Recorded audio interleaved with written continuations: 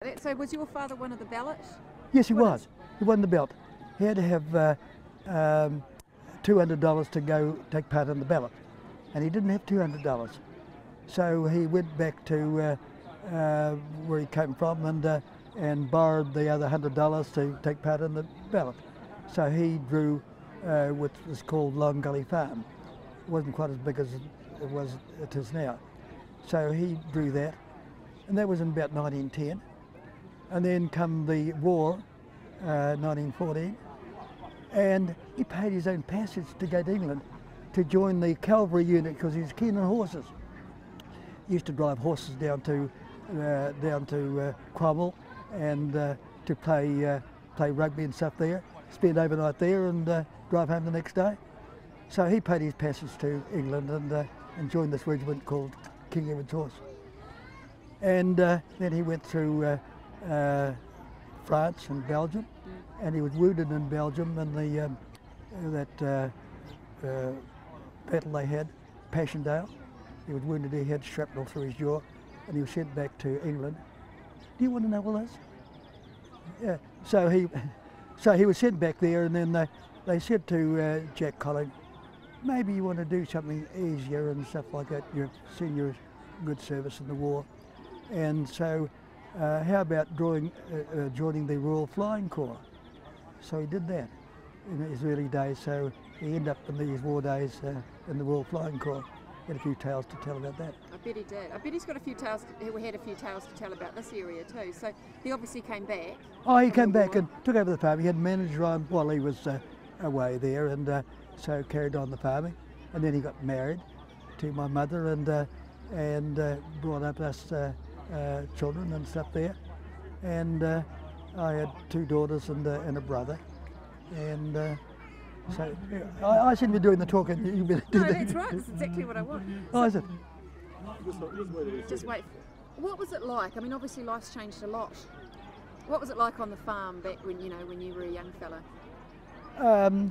Well, when I first went to school, I walked to school. I walked 3 miles, and so did my brother and my sisters, or one of the sisters, until we got push bikes, and done that for another year or two. And eventually we got school buses and stuff there, so there was our school life here, coming to the Tarras School, and what was the farming like?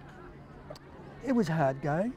You know, every post was a winner and stuff there, and my farm, it wasn't completely developed, I suppose, then, and we were running about 1,200 sheep, 1,200 ewes, and bred lambs, and also we had cropping as well.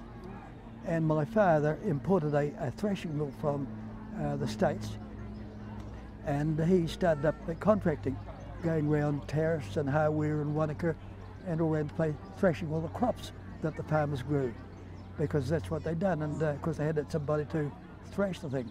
I'm talking about a tin thrashing mill. They had the old wood mills previous to that.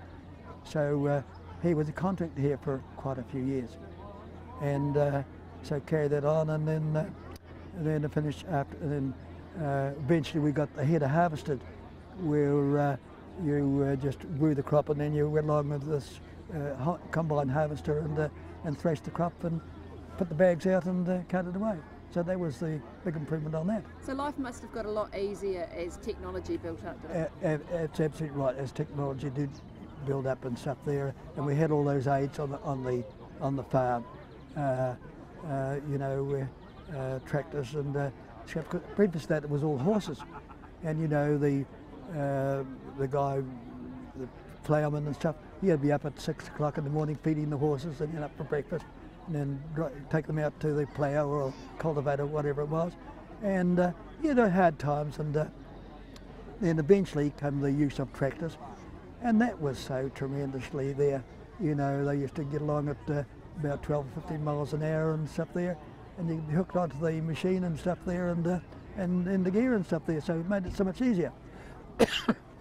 So yeah, I'll let you. Was it hard? Obviously great summers here, but with the great summer also comes drought. The winter here is harsh. What was it like farming in that kind of climate? Luckily we had irrigation, from the river up here, the Lindis River, and everybody did straight after the war. The race went through there, and that was a big saviour to have water to irrigate.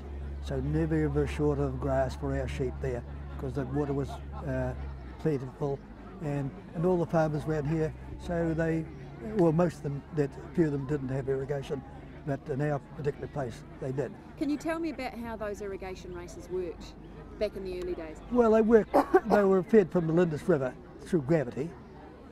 Obviously you can't run water uphill, of course, and so they went round. There was 2 races. One went round the Ardgow Valley, and the other one, and Mr. Jolly would tell you about that, and then they went right round through Cludon Station here and right round to halfway to up the road there and stuff there. So yeah, it was a boon to have that there, and a raceman patrol the races, and you were to get they built it on how many acres you had and how much water you had. So in the summertime, of course, drought didn't worry us because we always had the water to feed our sheep and stuff there.